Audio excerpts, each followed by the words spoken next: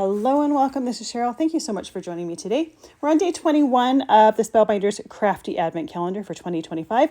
So if you haven't been following along for the first 24 days of December, I'm opening up one of the windows from this calendar, showing you what's inside and creating something with it. All of the videos are going to be in the same playlist. So if you've missed a day, you can find them in the same playlist as this video. So today we have a Best Wishes sentiment die set. So I'm going to combine this with the day 21 die. So that is the die set with the fishbowl and the little fish. I thought I would do it in some kind of non-traditional colors. So the darker purple here that I'm using is mulberry cardstock. Then the light color that I'm also using with the fish is orchid. I have some windy cardstock for my fishbowl and then white cardstock for my card base. I'm also using some hammermill cardstock for my background. And this time I'm going to emboss it just to add a little bit of extra texture. So the fish is really easy to put together, and I'm using some Barely Art glue to assemble it. That way I can move and shimmy things in place till they're perfectly placed. I have fallen in love with this natural pearl ink pad from Lisa Horton Crafts, and I'm having a hard time not using it on everything.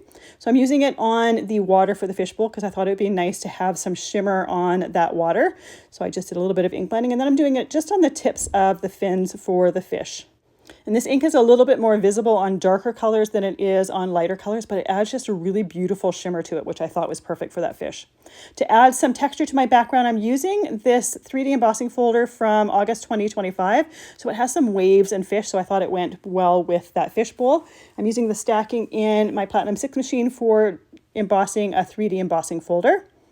I'm using hammermill cardstock for this, and the piece that I'm using is just a little bit bigger than the final size that I want it. When you're doing embossing, sometimes it skews the measurements a little bit, so I always start with a piece that's a bit bigger and then I trim it down. I'm using some of the orchid cardstock for my mat. I trimmed that to 4 inches by 5 1/4 inches, and this embossed piece I trimmed down to 3 3/4 by 5 inches. So with those pieces trimmed, we can start to assemble our card. So I have an A2 card base here. I have my piece of orchid cardstock for my mat. And you can see that I just die cut my fish right out of the center of it. We're going to have that embossed piece of cardstock covering it. You're never going to know it was there. It's just a way to extend your cardstock a little bit. After adding that mat to the background of the card, I thought it'd be nice to add this natural pearl on top of my embossed background just to make those fish a little bit shimmery. Again, it doesn't show in the video as much as it does in real life. It's really, really pretty. So I chose not to do any color for this, but you could, if you wanted, do that windy cardstock that I did for the water for my fish bowl. You could do that and then do the inking of the fish, and you'd see a little bit of a difference in color. However, that water from the fish bowl wouldn't show up on that background quite as good as it does on the white. So I'm going to glue down my sentiment first. I chose to do my fish as well as the fish bowl in the purple, and I'm doing the same color with the sentiment just for something a little bit different. Typically I choose like blues or greens, and then typically we'll do like a silver for the fish bowl when it comes to things like this, but I wanted to do something that was a little bit different from what I normally do, and I actually really love the purple fish with that purple fish bowl. I think it looks really cute. So I glued down the water first. Because I'm gluing on top of an embossed background, I want to be fairly generous with that glue. I want to make sure that there are lots of areas of the raised surface that glue touches to make sure it glues down nice and well.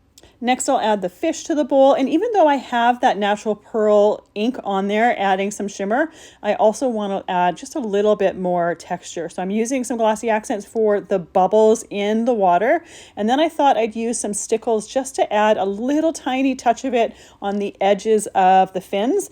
This stickles that I'm using is an opalescent. It doesn't have any color to it, so you can still see the color of the cardstock from underneath it. It just adds some texture and just something for the light to catch when you tilt the card into the light. And I just think it takes it to the next level. It just enhances that fish just a little bit. And it's a step that you could omit if you don't really like that look, but I always love just a little bit of extra texture.